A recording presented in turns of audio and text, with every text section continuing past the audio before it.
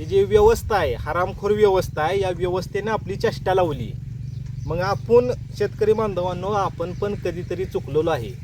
ही जी व्यवस्था निवडताना, राज्यकर्ते निवडताना आपण चुकलोय, लक्षात घ्या.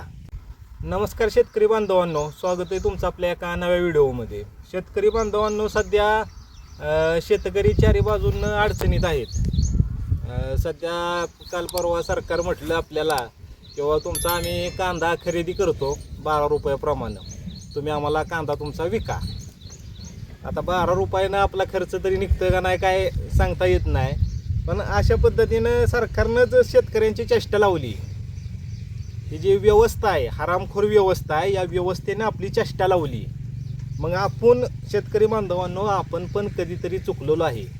ही जी व्यवस्था निवडताना, राज्यकर्ते निवडताना आपण चुकलोय, लक्षात घ्या. आता ते मागचं कोणी असेल सरकार, ते पण त्याच लायकीचं आणि हे पण त्याच लायकीचं म्हटलं तरी वावगं ठरणार ना. मग शेतकऱ्यांना करायचं तर करायचं काय? आता निवडून द्यायचं तर कुणाला द्यायचं? हां, म्हणताय तुमचा कांदा आम्ही 12 रुपयानं खरेदी करू, तुमचा कांदा आम्हाला विका 12 रुपये. ही शेतकऱ्यांची किंमत आहे का 12 रुपयानं? म्हणजे सगळ्याच माध्यमातून शेतकऱ्यांची चेष्टा लावली, मीडिया ही चेष्टा करते. आता एक लक्षात घ्या, कांद्याचे दर जर जास्त असतील तर मीडियाला न्यूज काय असते की सामान्यांच्या डोळ्यातून कांदा अश्रू काढतोय. पण आता सध्या शेतकऱ्यांच्या डोळ्यातनं कांदा अश्रू काढतोय.